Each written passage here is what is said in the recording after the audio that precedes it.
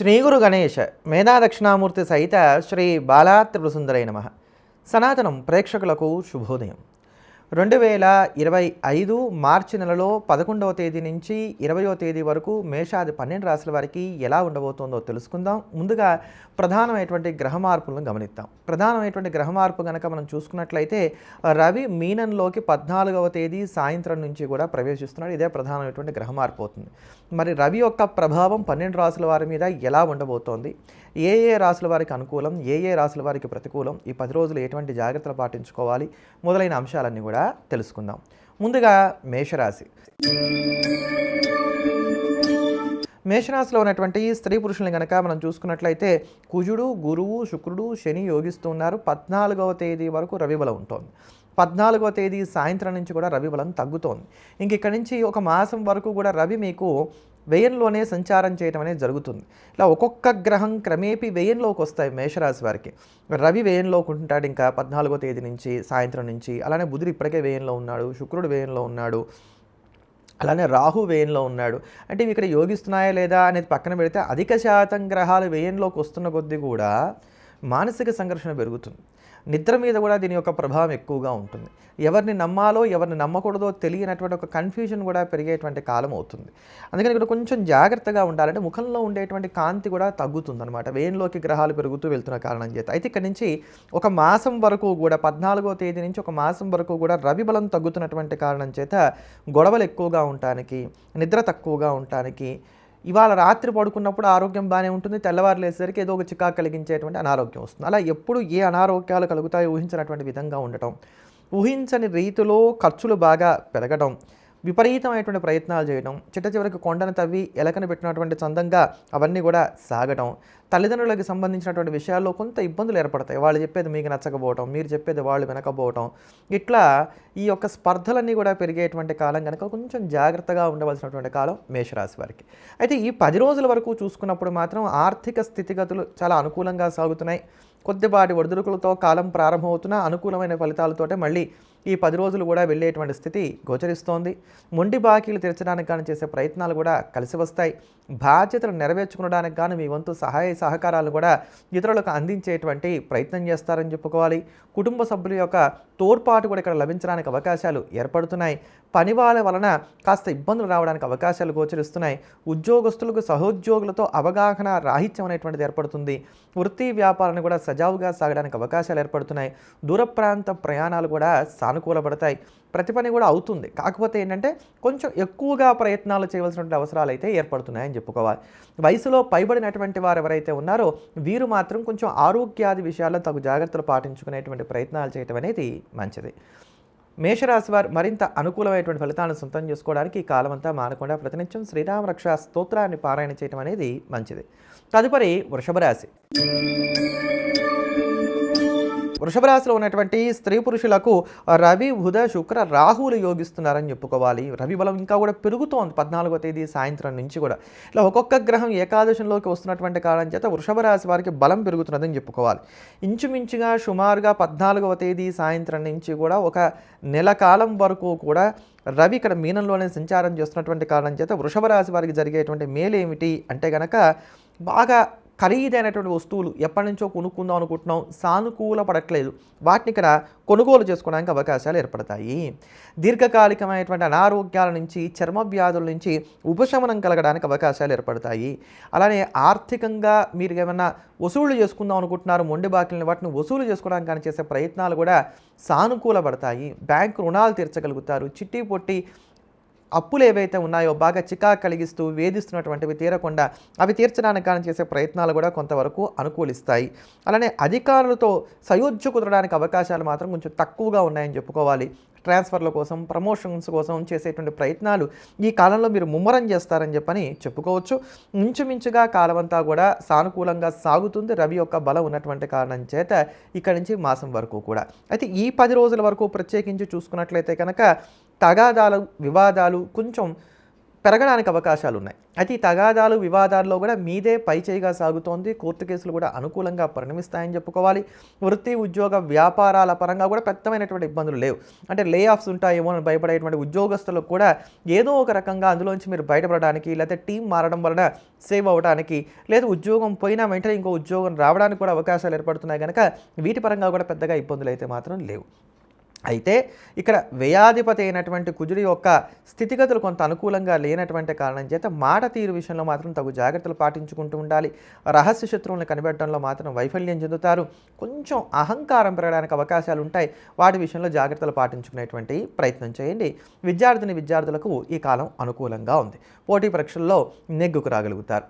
వృషభ రాశి వారు ఈ కాలంలో మరింత అనుకూలమైనటువంటి ఫలితాలను సొంతం చేసుకోవడానికి హనుమాన్ చాలీసాని ప్రతిరోజు 11 సార్ల పాటు పారాయణ చేయండి. మంచి ఫలితాలను అందుకోగలుగుతారు.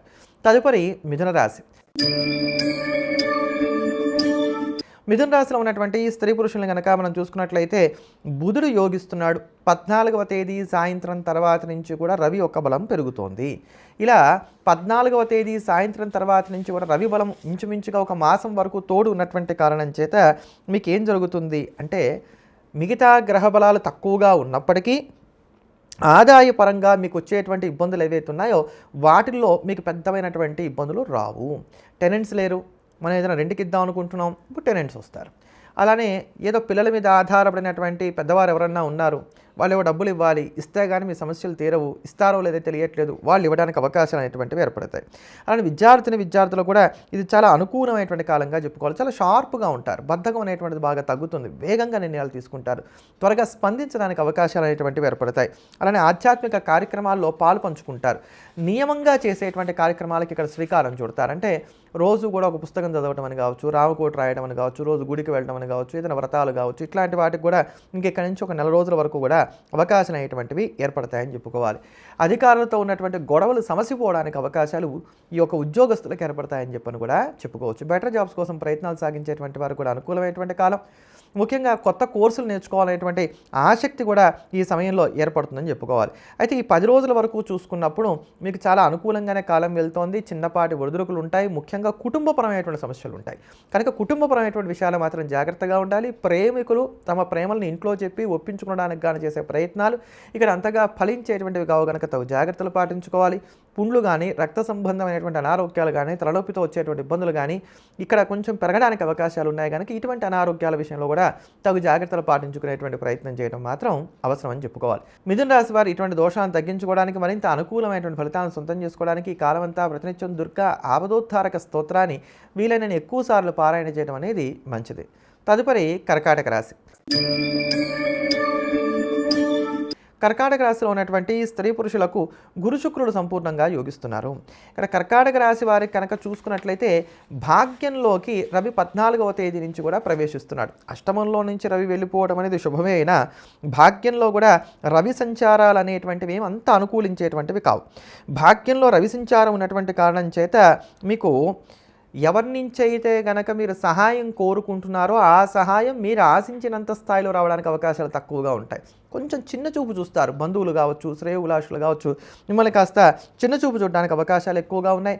ఆర్థికమైనటువంటి ఒడిదుడుకులు పెరుగుతాయి. అందుకని 14వ తేదీ సాయంత్రం నుంచి సుమారుగా ఒక నెల రోజుల వరకు కూడా ఆర్థిక విషయాల్లో జాగ్రత్తగా ఉండాలి కర్కాటక రాశి వారు. ఆ పని అయిపోయి చేతికి రూపాయి వచ్చేంత వరకు కూడా దాని మీద మీరు ఆశ పెట్టుకోవడానికి అవకాశాలు మాత్రం ఉండవు. కనుక ఈ విషయాల్లో జాగ్రత్తలు పాటించుకునేటువంటి ప్రయత్నం చేయండి.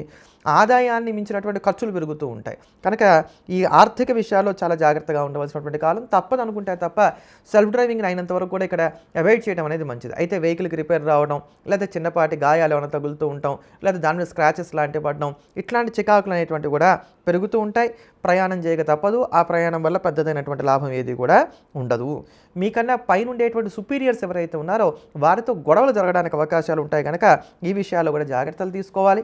ముఖంలో ఉండేటువంటి కాంతి కాస్త తగ్గుతుంది. ఎందుకని మనసు ప్రఫుల్లంగా ఉంటే ముఖము బాగుంటుంది. కానీ మానసికంగా సంఘర్షణ పెరుగుతున్నటువంటి కాలం కనుక ముఖంలో ఉండేటువంటి కాంతి కూడా తగ్గుతుంది. అయితే 2 శుభగ్రహాలు గురువు కావచ్చు, శుక్రుడు కావచ్చు, ఇద్దరు కూడా యోగిస్తున్నటువంటి కారణం చేత, చంద్రబలాలు ఉన్నటువంటి కారణం చేత ఇక్కడ కర్కాటక రాశి వారు ఈ కష్టాలను అయితే నెట్టుకు రాగలుగుతారు. కానీ ఈ కష్టాల విషయంలో కూడా మనం ప్రధానంగా చూసుకున్నట్లయితే కనుక 17వ తేదీ నుంచి ఉన్నటువంటి కాలం బాగా ఇబ్బందిగా వెళ్తోంది. కనుక ముఖ్యమైనటువంటి పనులు ఏ ఉన్నా కూడా కర్కాటక రాశి వారు 17వ తేదీ లోపుగా పూర్తి చేసుకోవడం అనేది మంచిది. 17, 18, 19, 20వ తేదీలు మాత్రం తగాదాలతోటి రకరకాలైనటువంటి చికాకులతోటి గడవడానికి అవకాశాలు ఏర్పడుతున్నాయి.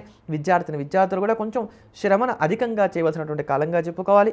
భార్యాభర్తల మధ్యలో సయోధ్య కుదరడం అనేది చాలా కష్టసాధ్యంగా మారేటువంటి కాలం కనుక తక్కువగా మాట్లాడుకునేటువంటి ప్రయత్నం చేయడం, ఒక నిర్ణయానికి రాకపోవడం, అంటే విడాకులు తీసుకుందాం లాంటి నిర్ణయాలకు రాకపోవడం అనేది ఈ సమయంలో మంచిదని చెప్పని చెప్పుకోవచ్చు. వృత్తి, ఉద్యోగ, వ్యాపారాల్లో కొత్తమైనటువంటి మార్పులు చేర్పులు చేసుకోవడం కన్నా ఉన్నదాన్ని సజావుగా సాగించుకునేటువంటి ప్రయత్నం చేయడం అనేది మంచిది. కర్కాటక రాశి వారి ఇటువంటి దోషాలను తగ్గించుకొని నిలబడడానికి, మరింత యోగాలను సొంతం చేసుకోవడానికి ప్రతినిత్యం కూడా మానకుండా దశరథకృత శని స్తోత్రాన్ని పారాయణ చేయడం, ప్రతి మంగళవారం, ప్రతి శనివారం ఆంజనేయ స్వామి వారికి 108 ప్రదక్షిణాలు కానీ లేకపోతే 108 తమలపాకులతో అర్చన చేయించుకోవడం కానీ శుభాన్ని కలగజేస్తుంది. తదుపరి సింహరాశి.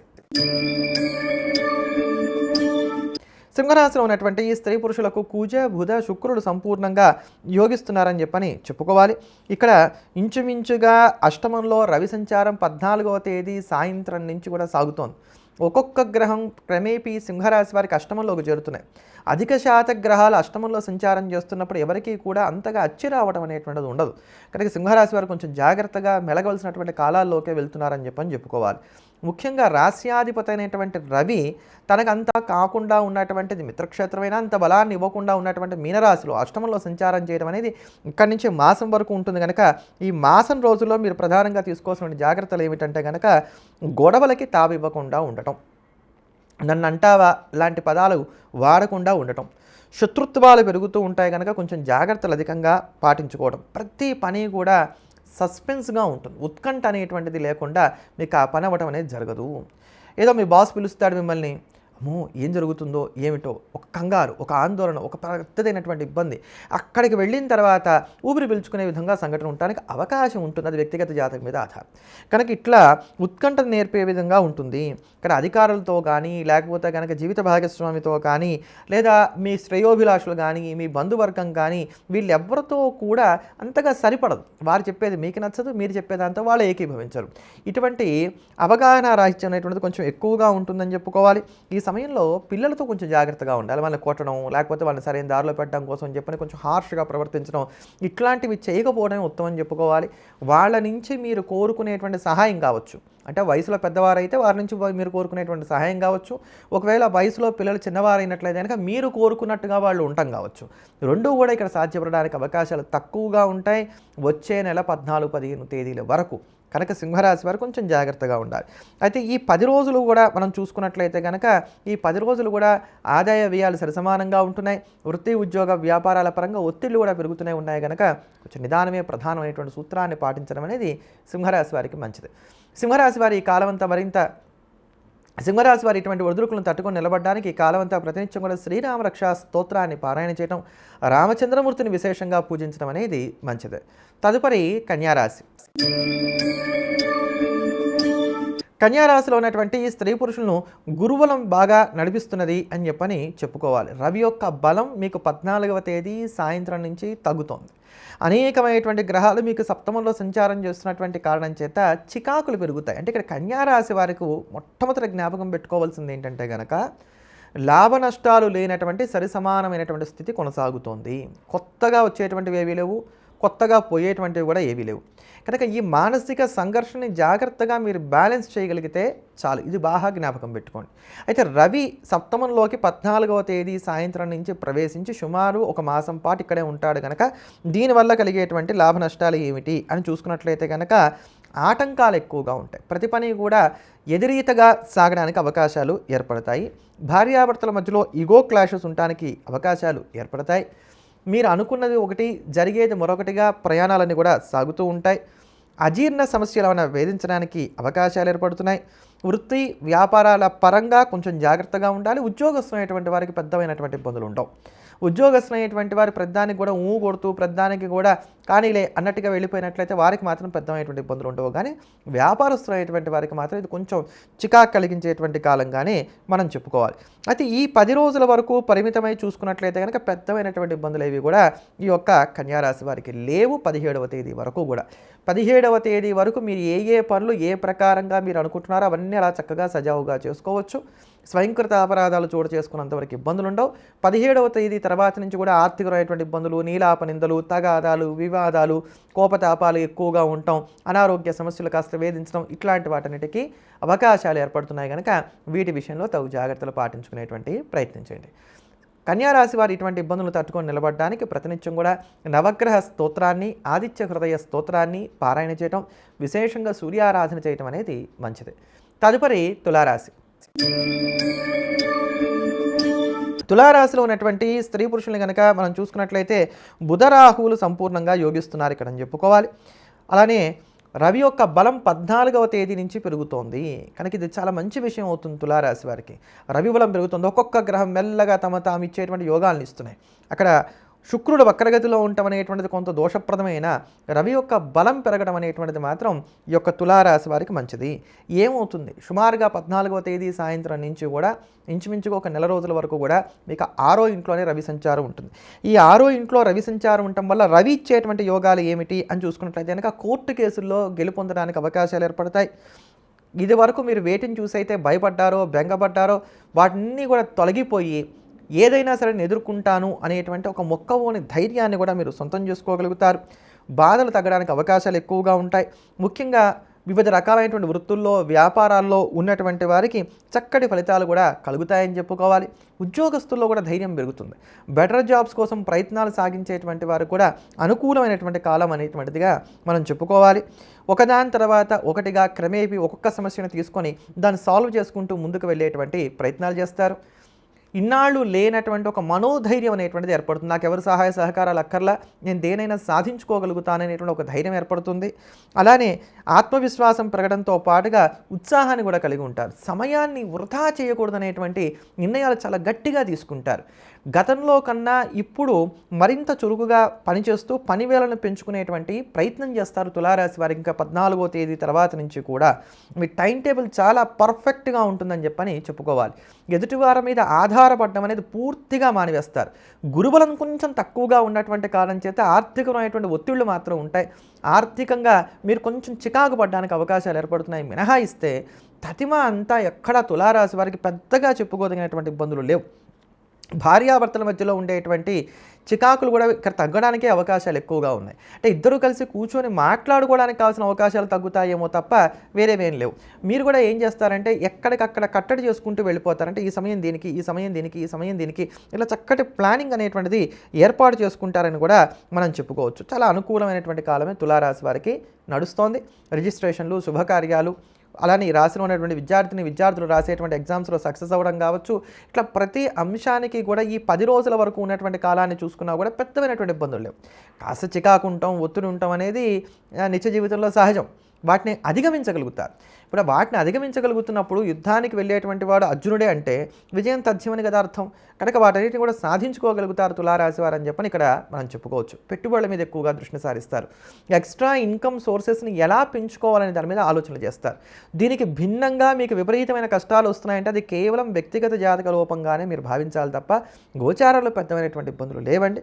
ఎప్పుడైతే రాహు యోగిస్తున్నాడో, రవి యోగిస్తున్నాడో, బుధుడు యోగిస్తున్నాడో చాలా వరకు అనుకూలంగా ఉంటుంది. 3 గ్రహాలు యోగంలో ఉన్నాయి కదా, సరిపోతుంది. పైగా చంద్రుడి యొక్క బలాలు కూడా ఇంచుమించుగా ఈ 10 రోజులు కూడా మీకు సహకరిస్తున్నాయి. అందుకని తులారాశి వారు మరింత అనుకూలమైనటువంటి ఫలితాలను సొంతం చేసుకోవడానికి ఈ కాలం అంతా మానకుండా ప్రతినిత్యం కూడా విష్ణు సహస్రనామ స్తోత్రాన్ని, లక్ష్మీ అష్టోత్తర శతనామ స్తోత్రాన్ని పారాయణ చేయటం, తులసి ఆకులను ప్రతినిత్యం కూడా కాస్త ప్రసాదంలాగా ఒక 3 ఆకులు 5 ఆకులు ఏదో ఒకటి కాస్త అలా బుక్కన పెట్టుకొని ఆ రసాన్ని నమిలి మింగేటువంటి ప్రయత్నం చేస్తూ ఉండటం అనేది మంచిది.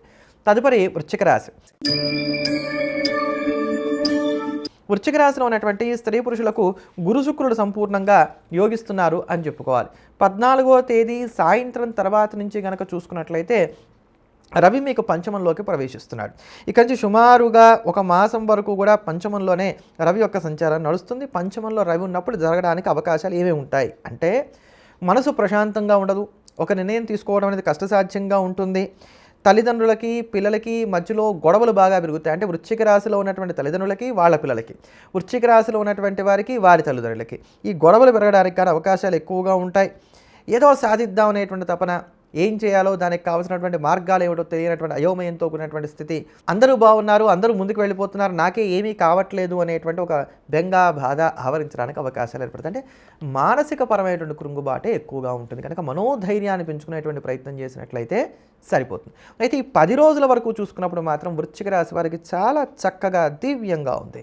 రిజిస్ట్రేషన్ లాంటి కార్యక్రమాలు, భూమికి సంబంధించినటువంటి క్రయ విక్రయాలు, శుభకార్య ప్రయత్నాలు, 10 మందితో చేసేటువంటి వ్యవహారాలు ఇవన్నీ కూడా సానుకూలంగా సాగుతున్నాయి కనుక వీటిలో ఎక్కడా పెద్దమైనటువంటి ఇబ్బందులు మీరు పొందేటువంటి స్థితి అయితే నాకేమీ గోచరించట్లేదు. కనుక వీటన్నిటిలోనూ కూడా అనుకూలమైనటువంటి ఫలితాలని మీరు పొందగలుగుతారు. ఈ కాలం బాగుంది. ప్రతి పని కూడా ముఖ్యమైన పనులు ఏ ఉన్నా కూడా ఈ 20వ తేదీ లోపుగానే పూర్తి చేసుకునేటువంటి ప్రయత్నం చేయండి. 20వ తేదీ తర్వాత నుంచే మీకు ఏమైనా చికాకులు పెరగడానికి అవకాశాలు ఏర్పడుతున్నాయి.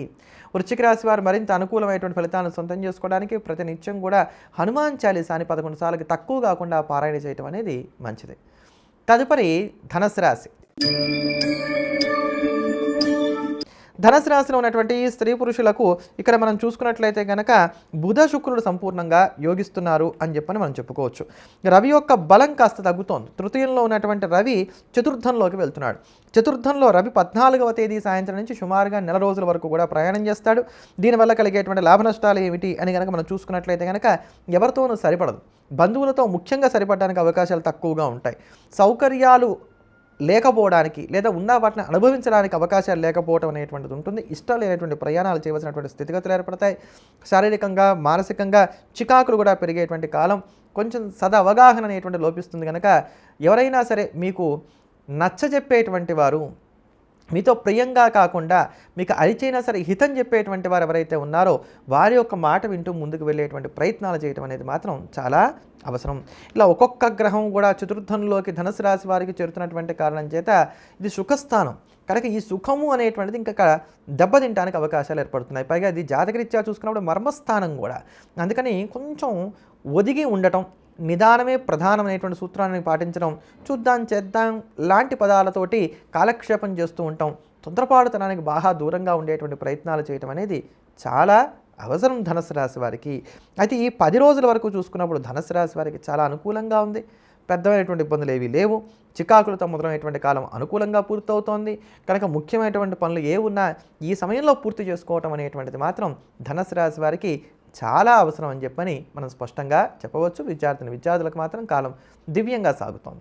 ఈ ధనుసు రాశి వారు మరింత అనుకూలమైనటువంటి ఫలితాలను సొంతం చేసుకోవడానికి మానకుండా ప్రతినిత్యం కూడా ఆదిత్య హృదయ స్తోత్రాన్ని పారాయణ చేయటం, అదే ప్రకారంగా అధికారులతో గొడవ పడకుండా ఉండటం, ఈ రెండూ కూడా చేయడం అనేది చాలా అవసరం. తదుపరి మకర రాశి. మకర రాశిలో ఉన్నటువంటి స్త్రీ పురుషుల్ని కనుక మనం చూసుకున్నట్లయితే వీరికి కుజ శుక్రులు సంపూర్ణంగా యోగిస్తున్నారు. 14వ తేదీ నుంచి రవి బలం పెరుగుతోంది. రవి మీనంలో కొంత బలహీనుడే అయినప్పటికీ తృతీయలో సంచారం రవి అనేటువంటిది గోచార రీత్యా అనుకూలమైనటువంటి కాలంగా చెప్పుకోవాలి కనుక తృతీయ రవి సంచారం 14వ తేదీ నుంచి సుమారు 1 మాసం వరకు కూడా మీకు మంచి ఫలితాలను ఇవ్వబోతోంది. ఏమిటా ఫలితాలు అంటే మీతో ఎవరైతే శత్రుత్వం పెట్టుకున్నారో వారిపైన మీదే విజయం అవుతుంది. విద్యార్థులకు ముఖ్యంగా ఇది చాలా మంచి సమయం. వారు పోటీ పరీక్షల్లో విజయాలను పొందడానికి అవకాశాలు అనేవి బాగా పెరుగుతాయి. సంతానపరంగా కొంత జాగ్రత్తలు మాత్రం పాటించుకునేటువంటి ప్రయత్నం చేయాలి. సహోదర వర్గంతో సరిపడకపోవడానికి కూడా అవకాశాలు ఏర్పడతాయి. రిప్రజెంటేటివ్స్ జాబ్స్ చేసేటువంటి వారికి ఇది అనుకూలమైనటువంటి కాలం. కమ్యూనికేషన్ స్కిల్స్ని పెంచుకోవడానికి మీరు చేసే ప్రయత్నాలు కూడా కలిసి వస్తాయి కనుక ఇది రవి సంచారం అనేటువంటిది ఇలా వీటిలో అనుకూలంగా ఉందని చెప్పుకోవాలి. ఇంకా ఈ 10 రోజుల వరకు కనుక మనం చూసుకున్నట్లయితే మొండి బాకీలు వసూలు చేసుకోవడానికి, నూతనమైనటువంటి వస్త్రాభరణాలను కొనుగోలు చేసుకోవడానికి, భార్యాభర్తలు ఇద్దరు కలిసి మంచి నిర్ణయాలను తీసుకోవడానికి, వాహన సౌఖ్యాన్ని పొందడానికి, ఇంటిని అందంగా అలంకరించుకోవడానికి, ఆరోగ్యం మీద దృష్టిని సారించడానికి, అలానే పర్ఫ్యూమ్స్ లాంటి ఒక వినియోగం పెరగడానికి వీటన్నిటికీ అవకాశాలు పెరుగుతున్నాయి. ఇక్కడ శుభకార్య ప్రయత్నాలు కూడా ముడిపడతాయి. చక్కటి నిర్ణయాలు తీసుకోగలుగుతారు. శుభవార్త శ్రవణం చేయగలుగుతారు.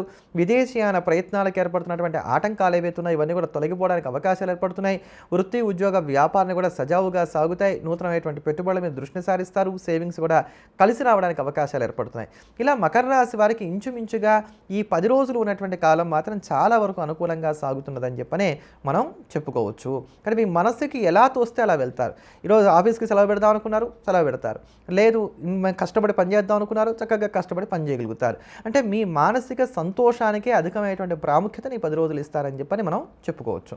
మకర రాశి వారు మరింత అనుకూలమైనటువంటి ఫలితాలను సొంతం చేసుకోవడానికి ప్రతినిత్యం కూడా దశరథ కృత శని స్తోత్ర అనే పారాయణ చేయడం అనేది మంచిది.